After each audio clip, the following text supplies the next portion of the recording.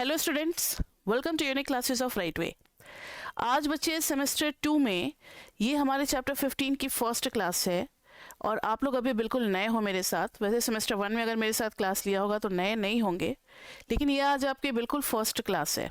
ये new batch है हमारा लाइव का। तो लाइव बैच में करना क्या है आपको कि बैठने के लिए सिर्फ ये नहीं कि आए झाँका और चले गए, वो नहीं होता है। लाइव क्लास में जब भी क्वेश्चन पूछा जाएगा तो आपको जवाब देना है और जहां आपको नहीं समझ में आए आप एट द टाइम ही पूछोगे, ठीक है, उसी टाइम पूछोगे। अगर कोई बड़ा डाउट है तो उसके लिए फिर डाउट क्लास के लिए आपको वेट करना पड़ेगा, जो कि ऑटोमेटिक क्लास के बाद शिफ्ट हो जाता है डाउट क्लास। और नहीं तो फिर आप यहाँ पे छोटे मोटे डाउट्स पूछ सकते हो। अगर कुछ कनेक्शन वगैरह का प्रॉब्लम है तो भी आप इंटरफेयर कर सकते हो। तो बिल्कुल आराम से फ्री होकर के क्लास लेना है, कोई बर्डन नहीं है। तो आज हम लोग स्टार्ट करने जा रहे हैं बच्चे चैप्टर 15। 12, 13, 14 भी पढ़ाया जाएगा, लेकिन 15 से स्टार्ट करते हैं हमारी फर्स्ट क्लास। तो MME 1 तो आपको पता ही है। तो आज बच्चे हम लोग चैप्टर 15 स्टार्ट करने जा रहे हैं, जो कि है फंक्शंस ऑफ सेवरल वेरिएबल्स। आपके कॉलेज में हो सकता है 12, 13, 14 चल रहा होगा बहुत सारे कॉलेज में, लेकिन 12, 13, 14 जो है 12 थोड़ा सा इजी हो जाता है स्टार्ट करने के लिए। हम लोग उसको अच्छा टॉपिक नहीं मानते, तो 15 से स्टार्ट करते हैं। डिफिकल्ट चीज़ों को पहले कर लेंगे, ईजी को बाद में भी कर सकते हैं आराम से। तो 15 स्टार्ट कर रहे हैं। 15 is about functions of several variables. आपके MME 2 में सेकेंड सेमेस्टर में सेम 2 में आपका आएगा 12, 13, 14, जिसको कि हम लोग लीनियर अलजेब्रा बोलते हैं। क्या बोलते हैं? Linear algebra. फिर उसके बाद से आता है 15, 16 एंड 17, जिसको कि हम लोग एडवांस कैलकुलस बोलते हैं। एडवांस कैलकुलस, इसमें सारा कुछ यूजिंग डेरिवेटिव्स होता है। जो आपने फर्स्ट सेम में पढ़ा है ना, उसी से मिलते जुलते सारे टर्म्स होंगे यहाँ, लेकिन अब थोड़ा सा एडवांस हो जाएगा। तो इंटरमीडिएट MME में यही सब कुछ है। फिर 18, 19, 20, 21 और फिर चैप्टर 10 ये आपका एडवांस में मिलेगा। तो एडवांस कैलकुलस में 15, 16, 17, तो हम लोग 15, 16, 17 इसलिए स्टार्टिंग में कराते हैं ताकि बच्चे पढ़ लें तो उनको प्रैक्टिस करने का सफिशिएंट टाइम मिले, क्योंकि इसमें क्वेश्चंस ना काफ़ी लेंदी होते हैं। तो आज बच्चे हम लोग स्टार्ट कर रहे हैं फंक्शंस ऑफ सेवरल वेरिएबल्स। सबके लिए बिल्कुल नया है। कुछ बच्चों ने हो सकता है जी में मैथ्स लिया होगा, तो उनको थोड़ा बहुत आइडिया होगा पार्शियल डेरिवेटिव्स का, लेकिन फिर भी ये पेपर आपके लिए बिल्कुल नया है, ये चैप्टर, तो बड़े ध्यान से पढ़ने की जरूरत है। तो नाम ही है इसका functions of several variables. Functions of several variables. अच्छा बच्चे, मुझे बताओ कि फर्स्ट सेम में आप लोगों ने क्या पढ़ा है? फर्स्ट सेम में अगर बात करें तो y is equal to fx, बस इतना ही पढ़ा था ना। मतलब एक हमारा इंडिपेंडेंट वेरिएबल होता था और आप लोग डिस्कशन में पार्टिसिपेट करोगे। आप लोग इसको क्लास का बर्डन मत लो, it's just a discussion class. अगर आपके अंदर में कुछ आ रहा है तो आप बोलो, जैसे लाइव क्लास में बोलते हो वैसे ही बिल्कुल बोलना है कि मैम इंडिपेंडेंट, मैम डिपेंडेंट, जो भी है, जो भी चीज़ें हैं वो आप शेयर करोगे, पूछोगे। y is dependent. तो वहाँ पे फर्स्ट सेम में हमने जितनी भी चीज़ें पढ़ी थी, कितनी चीज़ें पढ़ी थी? Quadratic optimization, domain, range, graph, limit, continuity, differentiability, maxima, minima, elasticity, बहुत सारी चीज़ें पढ़ी थी, अप्रॉक्सीमेशन, वो सारा कुछ रिपीट होने जा रहा है आपका सेमेस्टर 2 में। लेकिन अब चीज़ें थोड़ी सी टफ होंगी, अब लेंदी होगा, तो वहाँ का बेस आपको यहाँ काम आएगा। अगर आपने नहीं पढ़ा है फर्स्ट सेम तो आप मेरे से बाद में पर्सनली चैट करके पूछना, तो फिर आपको बताएंगे कि कौन कौन सा टॉपिक फर्स्ट सेम का करना जरूरी है सेम 2 ज्वाइन करने से पहले। तो मिनिमम वो टॉपिक्स आप रिवाइज कर लोगे कॉन्सेप्ट क्लास से। हार्डली एक से 2 दिन में रिवीजन हो जाता है, तो फिर आप समझ सकते हो अच्छे से। अब क्या है इस सेमेस्टर में बच्चे कि अब एक इंडिपेंडेंट नहीं होगा। अब z is equal to f of x y. ऐसा कुछ नहीं है कि z ही आप लो, p ले सकते हो, कुछ भी ले सकते हो, लेकिन जनरली क्या होता है ना कि x, y, z, a, b, c ये सब ना थोड़े राइमिंग से लगते हैं। तो x अगर एक इंडिपेंडेंट है तो उसके जस्ट बाद y आता है, तो y हो जाता था डिपेंडेंट फर्स्ट सेम में। अब क्या है कि x और y दो एक साथ राइमिंग में चलेंगे तो नेक्स्ट आएगा z, तो z is dependent and x and y are for independent. तो अब इंडिपेंडेंट में कम से कम आपको 2 वेरिएबल मिलने वाले, ज़्यादा से ज़्यादा तो कितने भी मिल सकते हैं, ज़्यादा से ज़्यादा तो कितने भी मिल सकते हैं, ठीक है। लेकिन हमें फोकस करना है दो वेरिएबल के साथ। जिन बच्चों ने दो वेरिएबल के साथ सारी चीज़ों को हैंडल करना सीख लिया, वो तीन वेरिएबल के साथ भी कर लेंगे, वो चार वेरिएबल के साथ भी कर लेंगे, सब कुछ सिमिलर होता है। इसलिए हमें दो वेरिएबल पे फोकस करना है। किसी को कोई डाउट इसमें? No ma'am. ठीक है, तो अब आगे बढ़ते हैं। जैसे कि एग्जाम्पल लो, मैंने कहा आपको z is equal to x square, कुछ भी बना लो अपना, 3xy plus y cube plus 7x square upon y square, anything plus 5। तो इसमें आप देखो जहां भी है राइट हैंड साइड पे कितने वेरिएबल है बताना। जवाब तो मुझे आ ही नहीं रहे बच्चों की, क्या बात है? 2 है ना, x एंड y, और डिपेंडेंट में कितना है? एक है z। तो ये हो गया function of x and y, ये हो गया function of x and y। अब ये फंक्शन ऑफ सेवरल वेरिएबल्स हम लोग पढ़ क्यों रहे? एक छोटा सा एग्जांपल। अच्छा, ये f x y z भी हो सकता है, जैसे X square plus X Y Z, कुछ भी बना लो, Z cube plus Y square Z to the power 5 plus 25, कुछ भी हो सकता है। अब यहाँ पे बताओ कितने इंडिपेंडेंट वेरिएबल हैं? हाँ, 3 है। और ये f है, f को f रख सकते हो, कुछ भी अपनी मर्जी से आगे चल करके लेट भी कर सकते हो, गामा कुछ भी, डेल्टा कुछ भी कर सकते हो। तो यहाँ पे इंडिपेंडेंट वेरिएबल 3 है। अब ये हम लोग इकोनॉमिक्स में क्यों पढ़ रहे हैं? क्योंकि इकोनॉमिक्स में ना कोई भी एक चीज़ जो है वो सिंगल फैक्टर पे डिपेंड नहीं करता, मेनी फैक्टर्स पे डिपेंड करता है। जस्ट फॉर एग्जांपल, बहुत इजी सा एग्जांपल एक ले लेते हैं। जैसे आप अगर कॉम्प्लान लेने जाते हो, ठीक है, तो कॉम्प्लान, या इसको छोड़ दो, अगर डिमांड ऑफ कार की बात करें हम लोग, कितनी कार सेल हो रही है, तो आप कुछ वेरिएबल सजेस्ट कर सकते हो जिस पे डिमांड ऑफ कार डिपेंड करता है। कार कितनी बिकेगी, किन किन चीज़ों पे डिपेंड करता है, आप अपनी मर्जी से बता सकते हो कोई भी एक। तो कोई कोई फैक्टर बोलो, इतना माइक्रो मैक्रो पढ़ते हो, 11th 12th में भी इकोनॉमिक्स पढ़े होगे, कुछ तो आइडिया होगा। अच्छा, आप ही कार खरीदने जा रहे हो, कौन सी बातों पे आप ध्यान देते हो बताओ? रिलेटेड गुड, ठीक है, लेकिन मेनली इस सबसे पहले हम लोग प्राइस देखते हैं। सबसे पहले हम लोग प्राइस देखते हैं कि भाई उसकी प्राइस कितनी है, अफोर्डेबल है या नहीं, 10 लाख के अंदर में, 20 लाख के अंदर में, 30 लाख के अंदर में, क्या है, हमारी जितनी मतलब रहेगी उसी के हिसाब से देखेंगे। प्राइस के बाद देखते हैं इनकम। अब जैसे इंडिया में अगर कोई लग्जरी कार का मार्केट आ जाए तो उसको बहुत ज़्यादा सफलता नहीं मिलेगी। क्यों? क्योंकि India is a heavily populated country, और यहाँ ज़्यादा पॉपुलेशन किसकी है? मिडिल क्लास पीपल की है। वो लोग लग्जरी कार एफर्ट नहीं कर पाएंगे, बड़ी बड़ी कार्स। तो यहाँ पे जो है ना, एवरेज या मिडिल इस टाइप के कार की ज़्यादा डिमांड होगी। तो इनकम भी मैटर करता है।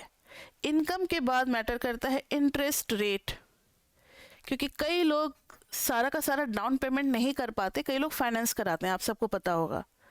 तो फाइनेंस कराते हैं तो फिर लोग वेट करते हैं कि भाई मार्केट में इंटरेस्ट रेट क्या चल रहा है, 8% चल रहा है, 10% चल रहा है, 9% चल रहा है, उसके हिसाब से हमारा क्या होगा, इंस्टॉलमेंट बनेगा। तो इंटरेस्ट रेट क्या है मार्केट में, इस पे भी डिपेंड करता है।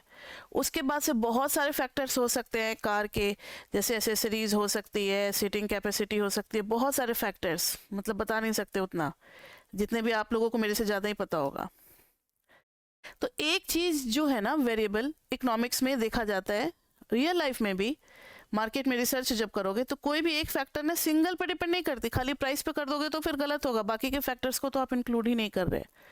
तो इनकम पे भी करेगी, इंटरेस्ट रेट पे भी करेगी, बहुत सारी चीज़ें हैं, और भी बहुत सारी चीज़ें जिनको हम लोगों ने एक्सप्लेन नहीं किया। तो इसलिए ज़रूरत पड़ती है फंक्शंस ऑफ सेवरल वेरिएबल्स पढ़ने की, कि भाई प्राइस कैसे अफेक्ट कर रहा है। तो जब प्राइस का पढ़ेंगे ना, तो बाकी चीज़ों को क्या कर देंगे, कांस्टेंट, इनको चेंज नहीं करेंगे, खाली प्राइस को बढ़ा करके चेक करेंगे कि डिमांड पे क्या असर हो रहा है। जब इनकम करेंगे तो बाकी चीज़ों को कांस्टेंट रख देंगे, इनकम बढ़ा करके देखेंगे या घटा करके देखेंगे कि डिमांड पे क्या फ़र्क पड़ा है। तो ये सब पार्शियल स्टडी होगा। इसी के लिए पार्शियल डिफरेंशिएशन चैप्टर 15 में आता है। पार्शियल डिफरेंशिएशन पढ़ेंगे, पार्शियल स्टडी भी हम लोग सीख जाएंगे। ठीक है बच्चे, तो ये दिमाग में क्लियर हो गया कि हम लोग क्यों पढ़ रहे हैं फंक्शन ऑफ सेवरल वेरिएबल्स, आखिर इको में क्या ज़रूरत पड़ गई इसकी।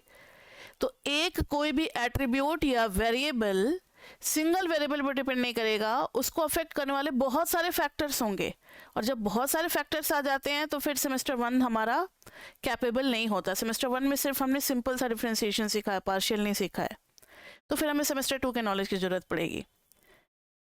एक बहुत ही बेसिक फंक्शन है जो कि आपको बहुत बार रिपीटेड मिलेगा, इसको तो आप रट लो, कॉब डॉगलस प्रोडक्शन फंक्शन। ये हर चैप्टर में मिलने वाला है, 15, 16, 17, फिर 18 आएगा थर्ड सेम, 18, 19, इवन आपका माइक्रो मैक्रो में भी यूज होगा कॉब डॉगलस प्रोडक्शन फंक्शन। इसका इंट्रोडक्शन हम लोग चैप्टर 15 में ही करा देते हैं आपको।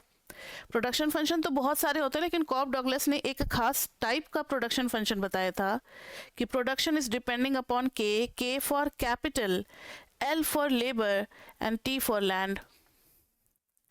उन्होंने कहा था कि A L to the power A, या के टू द पावर कोई भी कर सकते हो, K to the power A, L to the power B, T to the power C,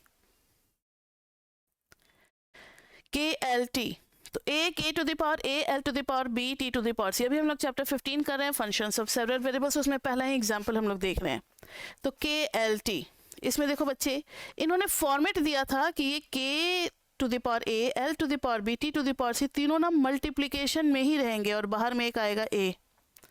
actually में उन्होंने डिसाइड किया था कि production is directly proportional to K to the power A, production is directly proportional to L to the power B, production is directly proportional to land to the power C. मतलब जितना ज़्यादा capital करेंगे उतना ज़्यादा production होगा, जितना ज़्यादा labour हम प्रोवाइड करेंगे उतना ज़्यादा प्रोडक्शन बढ़ेगा, जितना बड़ा लैंड लेंगे तो प्रोडक्शन भी ज़्यादा बढ़ेगा।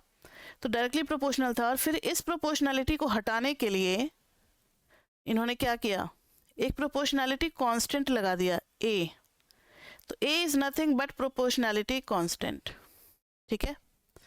तो ये है हमारा कॉब डॉगलस प्रोडक्शन फंक्शन। इसका फॉर्मेट यही रहने वाला है, आप अपनी मर्जी से इसको बदल नहीं सकते। साथ ही साथ कंडीशन ये है कि ए बी सी तीनों 0 और 1 के बीच में होंगे, सच दैट आइडियल केस में a plus b plus c is equal to 1 होगा, आइडियल केस में।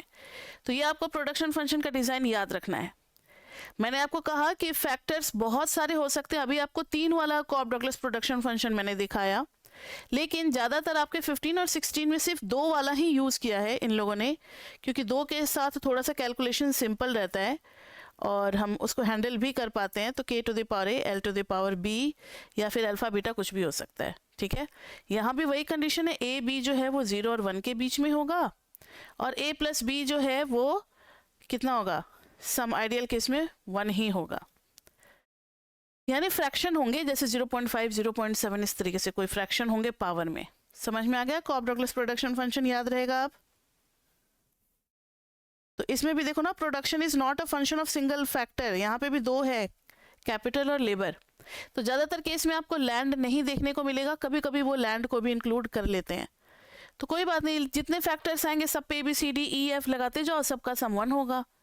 तो यही है कॉब डॉगलस प्रोडक्शन फंक्शन। लेकिन डिज़ाइन क्या है, हर फैक्टर के पावर में कोई ना कोई फ्रैक्शन होगा और सारे मल्टीप्लाइड होंगे। There is no log, there is no exponential, there is no square, इस टाइप का कोई चीज़ नहीं है। There is no ratio function, ये सिंपल सा है, मल्टीप्लिकेशन वाला है। और भी बहुत सारे प्रोडक्शन फंक्शन होंगे जो कि आप सेमेस्टर 3 में माइक्रो में पढ़ोगे। क्लियर बच्चे? अब देखो जरा, अब एक सवाल आप लोगों से पूछेंगे, आप लोग रेडी हो जाएं।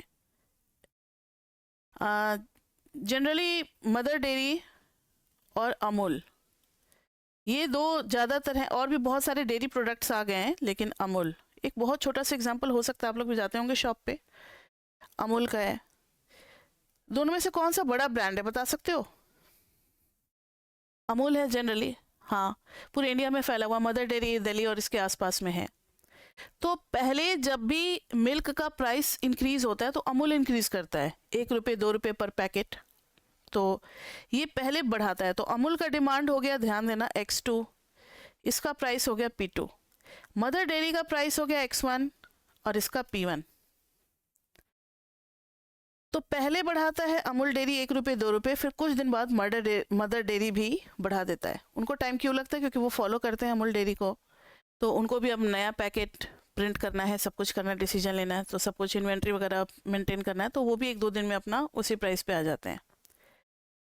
तो जब आप शॉप पे जाते हो तो मान लो अगर आज ही अमूल ने बढ़ाया है प्राइस 2 रुपीज़ पर पैकेट, आप 6 पैकेट मिल्क खरीदने वाले हो, तो आप तुरंत पता लगाओगे कि भाई मदर डेयरी का प्राइस क्या है। सुनो ध्यान से मेरी बात, जो पूछ रहे हैं, आप गए थे अमूल का खरीदने यानी X2, और आपने देखा कि P2 जो है वो बढ़ा हुआ है, तो आप तुरंत शिफ्ट किस पे कर गए? मदर डेयरी पे। तो मदर डेयरी का डिमांड क्या हुआ, बढ़ा या कम हुआ? सुनो, X1 is function of price P1 and P2 both. X1 जो है वो P1 और P2 दोनों पे डिपेंड करेगा। अगर P1 बढ़ेगा तब तो खुद का डिमांड कम हो जाएगा, लेकिन अगर P2 बढ़ेगा तो since they are substitute goods, तो P2 के बढ़ने से X1 क्या हो जाएगा? नहीं, गलत बोल रहे हो। P2 बढ़ेगा, P2 is price of Amul and X1 is substitute good है। अगर एक का प्राइस बढ़ता है तो डिमांड इसकी बढ़ जाएगी ना, दूसरे वाले की, सब्स्टिट्यूट गुड्स की। तो यहाँ पर पॉजिटिव होगा और यहाँ पर नेगेटिव रिलेशनशिप होगा। समझ में आ रही है बात? ये सब करेंगे अभी पार्शियल डेरिवेटिव में, बस अभी छोटा सा एग्जांपल देना है। फिर से सुनो, अगर अमूल डेयरी ने प्राइस बढ़ाया तो लोग अब अमूल डेयरी का प्रोडक्ट कम परचेज करेंगे, और किसका परचेज करेंगे? उसके सब्स्टिट्यूट में है, इक्वली गुड है मदर डेयरी, तो लोग मदर डेयरी का डिमांड ज़्यादा बढ़ जाएगा, उधर शिफ्ट हो जाएगा। तो मदर डेयरी का डिमांड जो है वो P2 पे भी डिपेंड कर रहा है, अमूल के प्राइस पे भी डिपेंड कर रहा है, because these two have certain relationship, these two are substitute goods. तो यही बातें समझाने की कोशिश कर रहे हैं कि एक चीज जो है वो मेनी फैक्टर्स पे डिपेंड करता है। तो X1 is function of P1 and P2, उसी तरीके से X2 भी फंक्शन होगा P1 और P2 का। जैसे P2 बढ़ा तो X2 कम हो जाएगा, लेकिन अगर P1 बढ़ा तो फिर X2 क्या हो जाएगा? इंक्रीज हो जाएगा। समझ में आ रही है बात या नहीं? किसको किसको नहीं समझ में आ रही बताओ? सब्स्टिट्यूट गुड्स में क्या होता है, अगर फर्स्ट का प्राइस बढ़ रहा है तो उसका डिमांड कम हो जाएगा, लेकिन सेकंड का डिमांड बढ़ जाएगा। ठीक है, बस ये इतना ही याद रखना, मतलब ऑपोजिट का डिमांड बढ़ जाता है एक के प्राइस बढ़ने से। समझ में आ रही है बात? तो ये सब हम लोग अभी इतना ज़्यादा टेंशन लेने की जरूरत नहीं है। पार्शियल डेरिवेटिव जो सीख जाएंगे ना, तो ये सब डिसाइड भी कर लेंगे कि कौन से सब्स्टिट्यूट गुड्स है, कौन से कॉम्प्लीमेंट्री गुड्स है।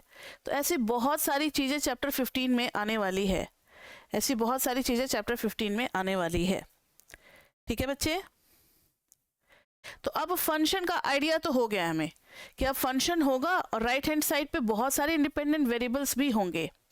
फंक्शन जब आपने पढ़ा था पहली बार 11th या 12th में पढ़ा था, तो फंक्शन के जस्ट बाद कौन सा टॉपिक आपने पढ़ा था, बता सकते हो कोई?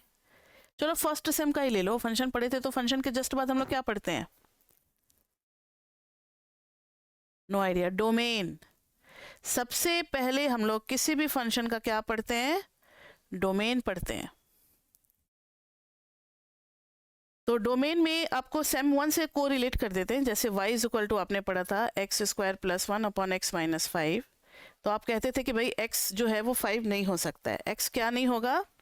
5 नहीं होगा। ठीक है, तो x can not be equal to 5। तो तब ना आपके पास सेमेस्टर 1 में सिर्फ x था, रियल नंबर पे, -∞ to ∞, ओनली x। एक वेरिएबल के वैल्यूज को रिप्रेजेंट करना होगा तो नंबर लाइन इज सफिशिएंट। समझ में आ रही मेरी बात? एक वेरिएबल का अगर वैल्यूज चूज करना होगा तो नंबर लाइन इज सफिशिएंट। कहीं से कहीं अपना चूज कर लिए, 5 को छोड़ करके, 5 से पहले 5 के बाद सारे वैल्यूज आ गए हमारे डोमेन में। लेकिन अब जो है हमारा फंक्शन वो क्या हो रहा है? z is equal to fx y हो रहा है, यानी x और y दोनों को देखना है। x और y दोनों को देखना है, इसका मतलब है अब अकेला नंबर लाइन सफिशिएंट नहीं है, x और y दोनों को देखना है, यानी सर्टेन कुछ रीजन आएगा, कुछ रीजन होगा हमारा डोमेन, जिसमें बहुत सारे पॉइंट होंगे, सबका x1 y1 होगा, x2 y2 होगा। समझ में आ रही है बात? तो अब जो है हमें सब कुछ 2 डायमेंशन में देखना है, 2 डायमेंशन में। तो 2 डायमेंशन तक तो ज्योमेट्रिकली देख सकते हैं, 3 डायमेंशन तक का, 4 डायमेंशन तक का, इन सब का ज्योमेट्रिकल आपको नहीं देखना है। ज्योमेट्री से भी हम लोग डोमेन समझ सकते हैं। एक छोटा सा एग्जांपल दे रहे हैं आपको,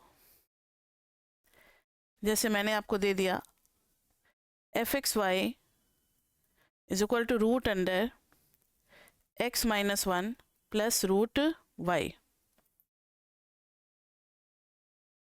इसका डोमेन निकालना है। पहले समझ लो फिर लॉजिक लिखवाएंगे। डोमेन, डोमेन के लिए फंक्शन जो है उसको डिफाइन करने के लिए एक्स और वाई दोनों की वैल्यूज चाहिए, तभी तो फंक्शन की वैल्यूज आएगी। एक्स और वाई दोनों चाहिए हमें। अब आप मुझे बताओ कि रूट अंडर के लिए आपने सेमेस्टर 1 में पढ़ा हुआ है कोई logic. Root under function, square root function is defined in certain condition. वो कंडीशन क्या है, कब डिफाइन होती है स्क्वायर रूट फंक्शन? ठीक है, नॉन नेगेटिव बोलते हैं उसको, नेगेटिव नहीं होना चाहिए, नहीं जीरो एक्सेप्टेबल और पॉजिटिव भी आ सकता है। तो लॉजिक दो ही लॉजिक है, क्योंकि आपका ट्रिगो तो है नहीं, ट्रिगो तो गया। ट्रिग्नोमेट्री रहता तब तो बहुत मुश्किल हो जाता, सबका डोमेन रेंज बैठ के रटते रहो। अब आपको सिर्फ दो ही लॉजिक काम आ रहा है। लॉजिक 1 कि अगर रूट में कुछ एफ एक्स है तो f x must be greater than equal to 0, जिसको हम लोग नॉन नेगेटिव बोलते हैं, तब डिफाइंड हो जाएगा। और लॉजिक 2 है रेशियो फंक्शन का, आपको याद होगा f x by g x, जहाँ पर डिनोमिनेटर 0 नहीं होना चाहिए। बस यही दो लॉजिक सिंपल से आपको याद रखना है। अब सेमेस्टर 2 में भी हमारा काम चल जाएगा इसी बेसिक लॉजिक से।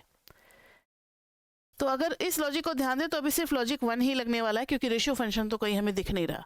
रेशियो फंक्शन दिखेगा नेक्स्ट एग्जाम्पल में, अभी सिर्फ लॉजिक 1 लगाने वाले हैं।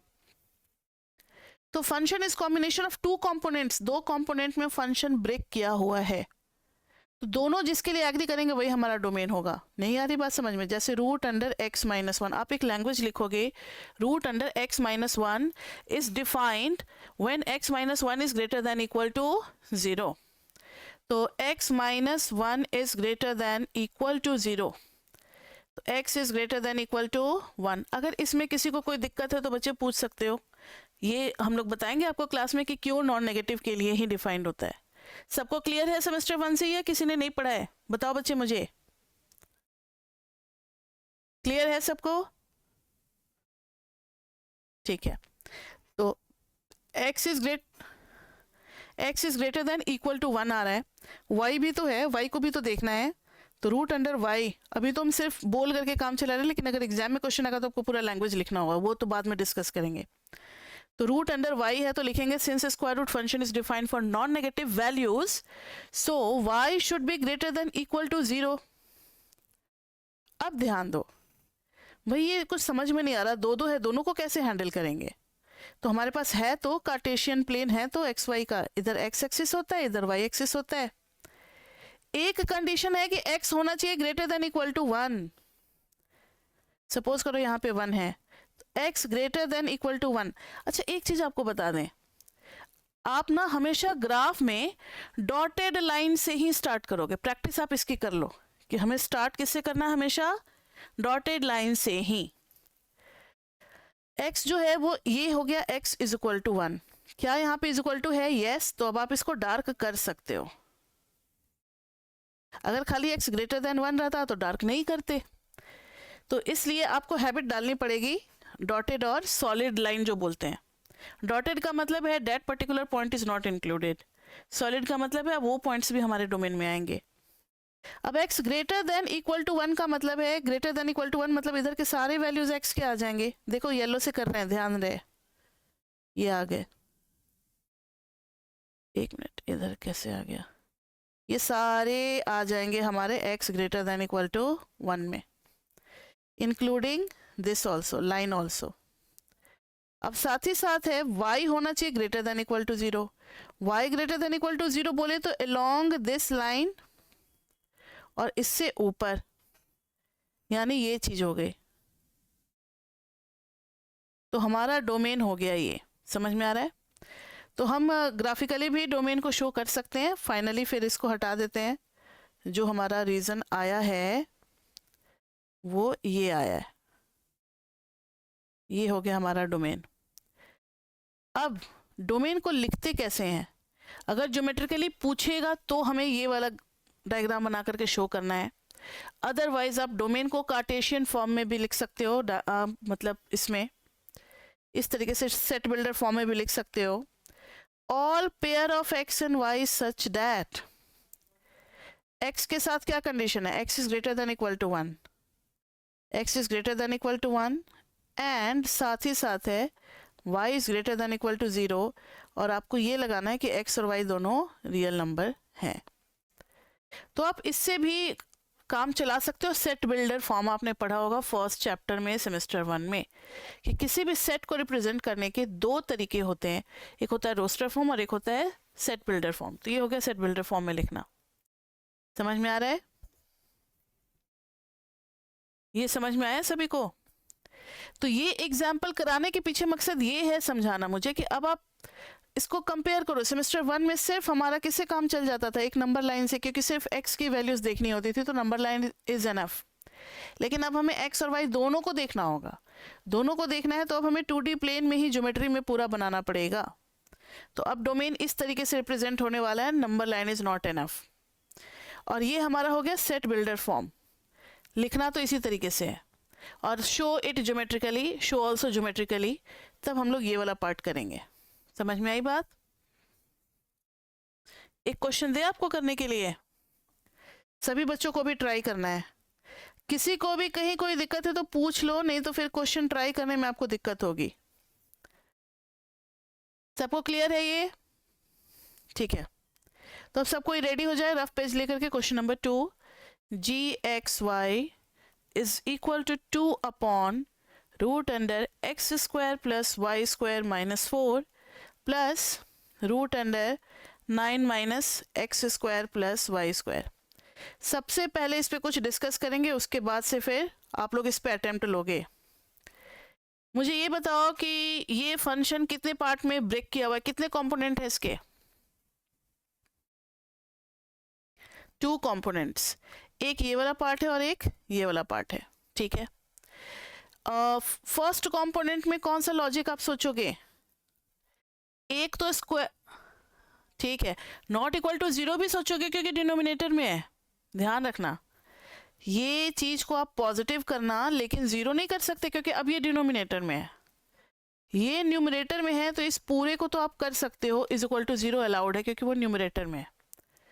तो अब आप लोग बढ़ो, पहले इसको करना, फिर इसको करना, और फिर दोनों का ये होता है ना कंबाइंड रीजन, कॉमन रीजन देखना कि दोनों का कॉमन क्या आ रहा है, वही हमारा डोमेन रीजन होगा। इसको आप लोग सभी को ही ट्राई करो, 2 मिनट का समय देते हैं आपको, सभी को ही ट्राई करें इसको। जिसका हो जाएगा वो मुझे बताएगा कि क्या हो गया है, और बाद में तो फिर जब आप ज्वाइन करोगे तो आपको मेरा पर्सनल नंबर भी मिलेगा, तो आप लोग सॉल्व करके फ़ोटो खींच करके मेरे मोबाइल पे भी भेजोगे, तो फिर हम देख लेते हैं कि किस बच्चे ने क्या सॉल्व किया है। तो ये सब चलता रहता है लाइव क्लास में, ठीक है। उसी टाइम में जो भी क्वेश्चन आपको देंगे प्रैक्टिस करने के लिए, आप उसका फ़ोटो खींच करके भेज दोगे मुझे कि हाँ मैम मैंने कर लिया।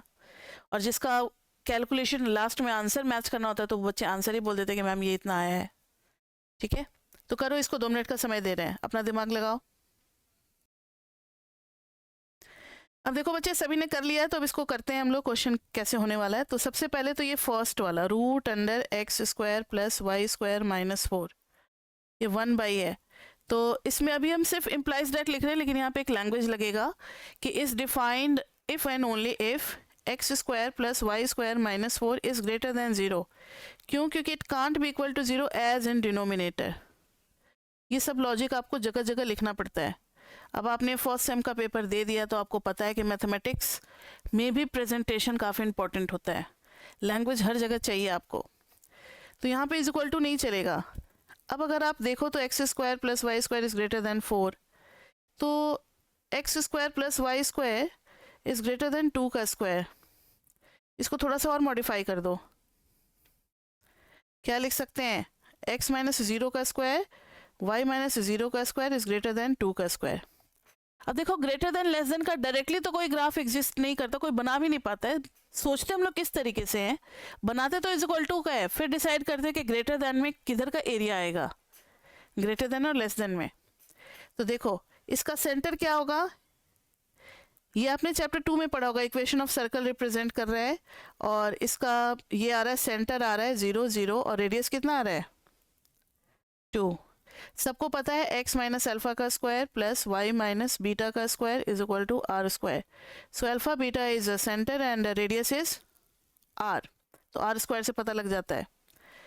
तो अब आप इसको बनाओगे, सेंटर है 0 0 1 2 1 2 1 2 1 2, इसको बना दिया मैंने हमेशा आपको कहा है कि आप हाथ फ्री कर लो कि आपको डॉटेड लाइन से ही बनाना है। अब यहाँ पर क्या इज इक्वल टू है, देखो बच्चे, नहीं है ना। इज इक्वल टू का मतलब होता है just on the boundary, is equal to नहीं है तो बाउंड्री नहीं लेना हमें। और ग्रेटर देन है, ग्रेटर देन को आप कैसे डिसाइड करोगे, बाहर का कोई भी एक पॉइंट लेकर के देखो, जैसे ये 1 है, ये 2 है, मैंने 3 ले लिया, 3 0, एक पॉइंट लेकर के देख रहे हैं, 3 0 को पुट करो इसके LHS में। यहाँ पर अगर आप 3 0 पुट करोगे तो 3 का स्क्वायर 9 और प्लस 0, क्या ये ग्रेटर देन 4 है? No, wrong result. इसका मतलब है कि इस सर्कल के बाहर का एरिया हमारा डोमेन में नहीं आएगा, हमें रहना कहाँ है, सर्कल के अंदर रहना है। या फिर आपने 11th में जो पढ़ा था ओरिजिन टेस्ट, आप वो भी लगा सकते हो, डायरेक्टली ओरिजिन इसमें डाल दोगे, 0 square plus 0 square is not greater than 4 0, ठीक है।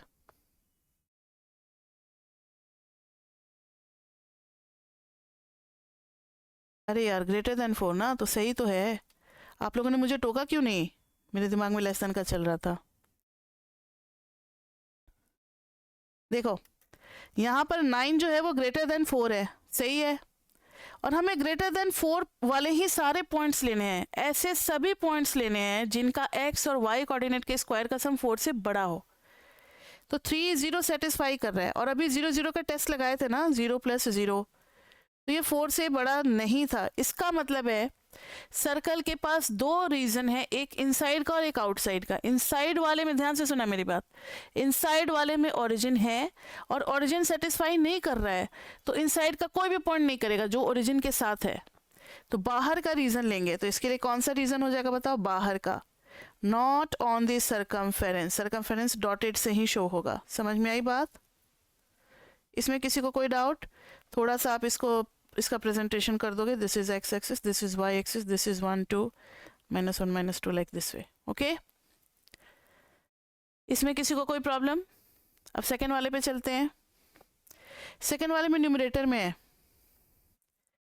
नाउ रूट अंडर 9 माइनस क्या है, X square plus Y square है, is defined only if 9 minus X square plus Y square is greater than equal to 0। तो ये चीज़ अब चला जाएगा लेस देन साइड पे, X square plus Y square less than side पे आ गया, और 9। अब आप इसको थोड़ा सा स्टैंडर्ड फॉर्म में लिख दो, x माइनस 0 का स्क्वायर प्लस y माइनस 0 का square less than equal to 3 का स्क्वायर। देखो बच्चे ये सब इतना फास्ट इसलिए हो रहा है क्योंकि आपने सेमेस्टर 1 में पढ़ा हुआ है चैप्टर 2 में इक्वेशन ऑफ सर्कल। जिन बच्चों ने नहीं पढ़ा होगा, कई सारे बच्चे होते हैं उनकी अपनी ही प्रॉब्लम होती है, चैप्टर 2 छूट गया होगा, लेट से ज्वाइन किए होंगे या एब्सेंट रह गए होंगे, क्लास में ट्यूशन नहीं लिया होगा, बहुत सारी चीज़ें होती है तो उनको नहीं पता हो सकता है, लेकिन जनरली सबको पता होता है। इसलिए मैंने कहा कि आप पर्सनली मेरे को मैसेज करके पूछना, जिस नंबर से आपकी कम्युनिकेशन होती है, फिर आपको बता देंगे कि कौन कौन से टॉपिक किस किस चैप्टर से एटलीस्ट करने की ज़रूरत है। तो ये चैप्टर 2 में आपको मिलेगा। तो x माइनस 0 का स्क्वायर प्लस y माइनस 0 का स्क्वायर इज लेस देन 3 का स्क्वायर। तो इट्स सेंटर इज, सेंटर क्या होगा जल्दी बताओ,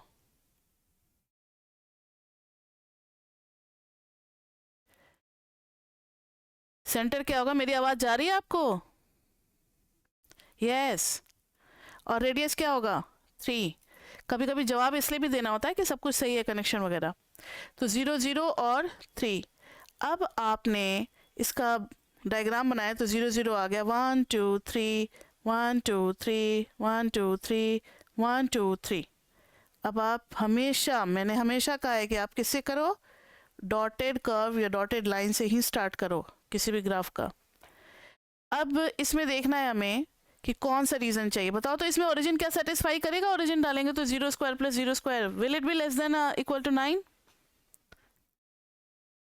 यस मैम। तो इस बार एरिया जो है सर्कल का वो इनसाइड वाला आने वाला है या आउटसाइड वाला आने वाला है? इनसाइड का आएगा, तो हम इनसाइड का शेड करेंगे। और अभी मैंने बाउंड्री को डॉटेड पे ही रखा हुआ है क्योंकि अभी मैंने कंफर्म नहीं किया कि वेदर बाउंड्री इज कमिंग और नॉट। अब यहाँ देखो, ये इज इक्वल टू है, ये इज इक्वल टू, इस बात की गारंटी दे रहा है कि अब हम बाउंड्री के भी पॉइंट्स को लेंगे। तो बाउंड्री के पॉइंट्स को भी अब आपको डार्क कर देना है,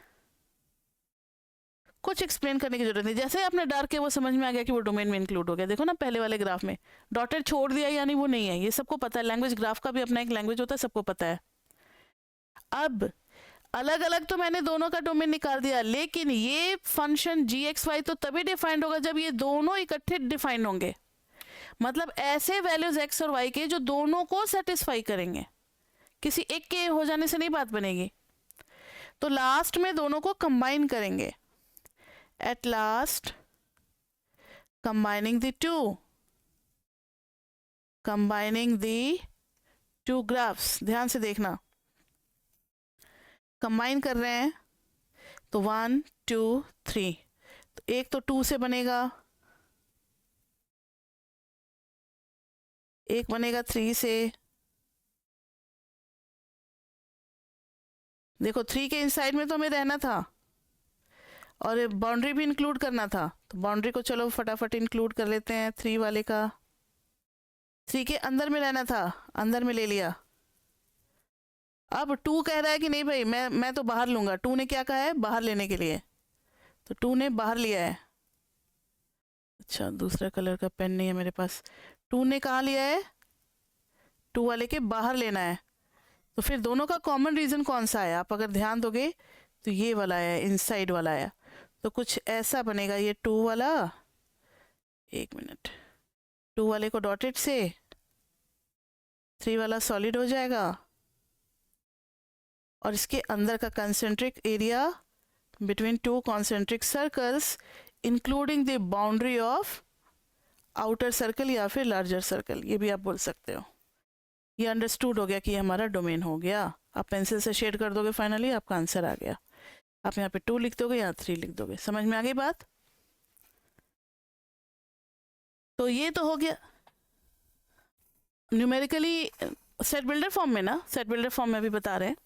सेट बिल्डर फॉर्म में आप लिखोगे domain is equal to x and y के सभी पेयर सच दैट, दोनों कंडीशन को मेंशन कर देना है। एक्स एंड वाई किसको सेटिस्फाई कर रहे हैं, this condition x square plus Y square is less than equal to 9 and the first condition is x square plus Y square is greater than 4। तो देखो, तो x square same x square plus Y square है, ये greater than 4 और less than equal to 9 and x and y belongs to real number. ये हो गया हमारा। समझ में आ गई बात? हेलो, आ रही है सबको यस मैम, ठीक है। तो डोमेन में बहुत सारे क्वेश्चन बनते हैं, आपको देंगे अभी हम होमवर्क में। तो एक क्वेश्चन और अभी करते हैं, उसके बाद से कुछ क्वेश्चन आपको होमवर्क में मिलेगा। Question number 3, x square plus y cube upon y minus x plus 2। मुझे देखना है कि कौन कितना जल्दी इसको करता है, जल्दी करो।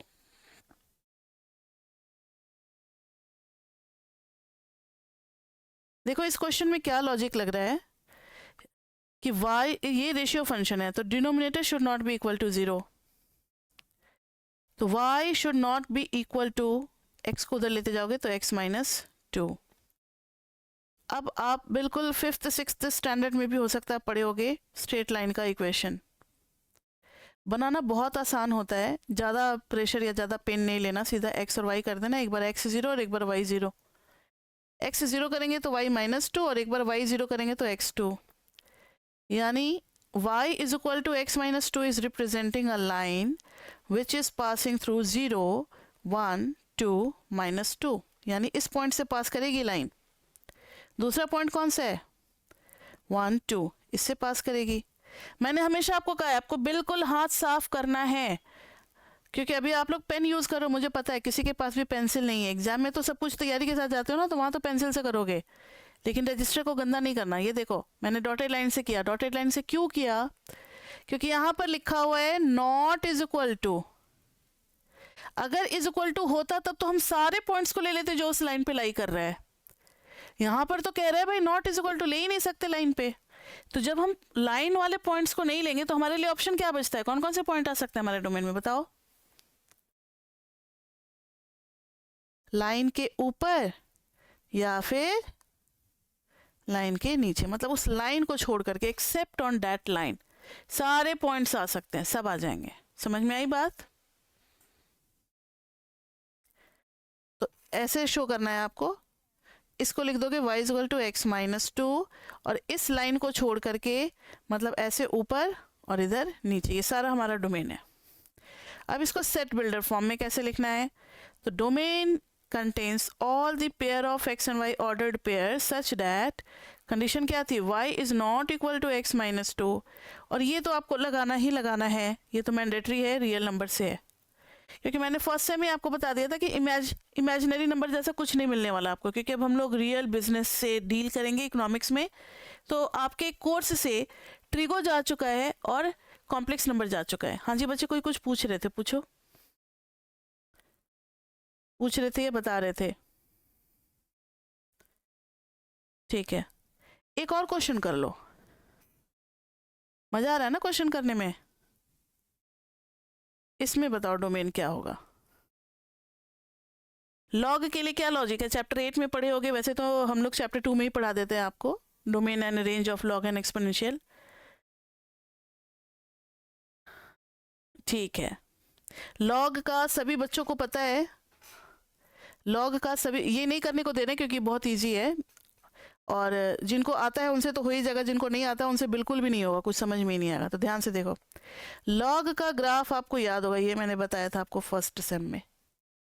अगर नहीं पता तो मेरा चैप्टर 2 जो है ना फर्स्ट सेम का, वो फ्री रहता है यूट्यूब पे सारा लेक्चर, तो आप चैप्टर 2 का कम से कम ग्राफ वाला पार्ट, डोमेन वाला पार्ट ढूंढ करके चैप्टर 2 पूरा पढ़ ही लो, जिन बच्चों ने नहीं पढ़ा है, तो आपका बेस थोड़ा सा जो है ना वो स्ट्रांग हो जाएगा, तो सारे ग्राफ आपको समझ में आने लगेंगे। तो 1 0 ऐसे हमारा ये ln(x) का ग्राफ होता है। तो लॉग में मैंने आपको बताया हुआ है पहले, आज फिर से जान लो कि लॉग 0 के लिए डिफाइंड ही नहीं होता। ये देखो ना, 0 पे कहाँ जा रहा है, ये तो माइनस इन्फिनिटी जा रहा है, 0 पे तो टच ही नहीं कर रहा है ग्राफ कभी। y एक्सिस को क्या ग्राफ कभी टच करेगा? नो, नेवर, ये इन्फिनिटी तक जाएगा, यानी x is equal to 0 is not acceptable value. तो लॉग जो है ये हम लोगों ने पढ़ा हुआ है कि ln(x) is defined only for positive values of x, defined for positive values of x। वही सेम लॉजिक यहाँ भी लगना है, इस बार log x का ना हो करके x प्लस वाई का है, तो भाई हम पूरा लॉजिक x प्लस वाई पे लगा देंगे कि log के लॉजिक के अकॉर्डिंग सिंस ये वाला आप सेंटेंस लिखोगे, so here also x plus y should be greater than 0, तो y should be greater than क्या आ जाएगा, माइनस एक्स। अब y is equal to minus x कौन सी लाइन होती है, y is equal to minus x कौन सी लाइन होती है? इतना टाइम लग रहा है आप लोग को बताने में, इतना बेसिक 11th 12th में कितना किए होगे। x 0 y 0, ध्यान से सुनो। अब देखो 0 0 से तो बात बनेगी नहीं, एक बार x 0 तो y 0, एक बार x 1 तो y माइनस 1, यानी 0 0 और एक बार x 1 तो y क्या, माइनस 1। समझ में आ रही है बात? इन दोनों को हमेशा मैंने कहा है क्या, dotted line, this is y is equal to minus x. और आपने 11th में पढ़ा नहीं है कि y is equal to x ये वाली लाइन होती है 45 डिग्री पे, क्योंकि इसका स्लोप 1 होता है। y is equal to minus x ये वाली लाइन होती है जिसका स्लोप कितना होता है, 135 डिग्री। ये सब ने पढ़ा हुआ होगा। tan 135 degree is equal to minus 1, इसका भी स्लोप माइनस 1 आ रहा है, पढ़ा या नहीं पढ़ा ये सब? और इसका स्लोप आ रहा है प्लस 1। तो ये तो बच्चों को रटा हुआ होता है ग्राफ, तो उनको तो सोचने की भी जरूरत नहीं पड़ती कि कौन सा 2 पॉइंट ले, सीधा y is equal to x diagonal और ये वाला इधर वाला डायगोनल। अब कोई मुझे बता सकते हो कि y greater than is equal to minus x कौन सा रीजन होगा, डोमेन में क्या आएगा? सोचो जरा, आप पॉइंट भी सेटिस्फाई करके देख सकते हो, कोई दिक्कत नहीं है, कोई पॉइंट डाल करके देखो। एक बात तो क्लियर है, इज इक्वल टू तो है नहीं, तो लाइन की तो पॉइंट्स नहीं आएंगे। अब 2 रीजन में लाइन डिवाइड कर रहा है पूरे 2D प्लेन को, एक रीजन है जो लाइन के अबव है, एक रीजन है जो लाइन के बिलो है। अब आप मुझे बताओ कि कौन सा हमारा डोमेन में आने वाला है, एनीवन? ठीक है ठीक है ठीक है, इसके लिए आपको कुछ नहीं करना, एक अबव द लाइन का कोई भी एक पॉइंट ले लेना है। सपोज करो मैंने 1 0 ही ले लिया, इसमें पुट करके देखो, y is equal to 1, x is equal to 0, क्या y बड़ा है? y बड़ा है ना माइनस एक्स से, क्योंकि 1 बड़ा है किससे, माइनस 0 से, तो यस। तो इस पॉइंट ने अगर सेटिस्फाई किया तो ये पॉइंट जिस रीजन में लाई करे वो सारे रीजन इसको सेटिस्फाई करेंगे, एवरी पॉइंट। आप ऐसे भी चेक कर सकते हो। और बहुत बढ़िया तरीका मैंने चैप्टर 2 में आपको बताया हुआ है कि y जब भी बड़ा आता है तो हम हमेशा ऊपर की तरफ वाला रीजन देखते हैं। ऐसे में नहीं बताया था y is equal to x है तो y इज इक्वल टू, मान लो अगर ये एक्स स्क्वायर है तो y अगर ग्रेटर देन एक्स स्क्वायर आएगा तो हम ऊपर वाला रीजन शेड करेंगे। चलो ये मैंने एक क्वेश्चन का हिंट भी आपको दे दिया जो कि होमवर्क में मिलने वाला है। तो हमेशा हम ऊपर वाला रीजन लेते हैं जो कि अबव की तरफ ओपन होता है, वो वाला रीजन लेते हैं। समझ में आ गई बात? और अगर आप इसको सेट बिल्डर फॉर्म में लिखोगे तो क्या लिखोगे? Domain contains all pair of x and y such that y is greater than minus x simply and x y belongs to real number। यहां तक में किसी को कोई डाउट? तो आज तो बच्चे इंट्रो क्लास है तो मेरे ख्याल से इतना एनफ होगा पढ़ाना।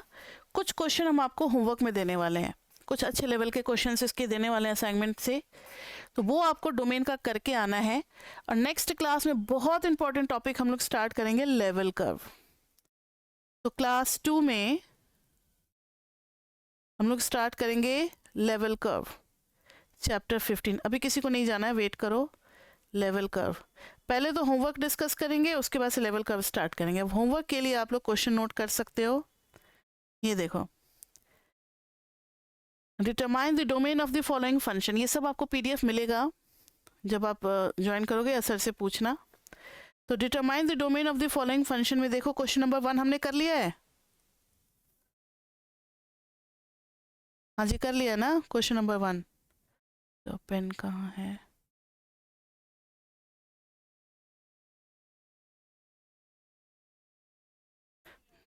ठीक है, 1 2 3 कर लिया हमने। तो आप 4 5 स्क्रीनशॉट ले सकते हो तो ले लो, या फोटो खींच लो। जो बच्चे मोबाइल में ले रहे होंगे स्क्रीनशॉट, लैपटॉप पे भी स्क्रीनशॉट ले सकते हो। जिनको दिक्कत हो रही है मोबाइल से फ़ोटो खींच सकते हो। तो अब आपका होमवर्क रहेगा क्वेश्चन नंबर 4, इजी है क्वेश्चन नंबर 4, क्वेश्चन नंबर 5 जो कि थोड़ा सा आपके लिए मुश्किल होगा, लेकिन इतना देखते हैं कि कौन कौन बच्चे करके आते हो। उसके बाद से 6 तो हमने कर लिया है, 6 कर लिया है। 7 हो गया आपका होमवर्क, 8 हो गया, 9 हो गया, 10 हो गया। रुक जाओ, एक ही बार में स्क्रीनशॉट ले लो। 17 तक आपको करना है। ले लिया सबने?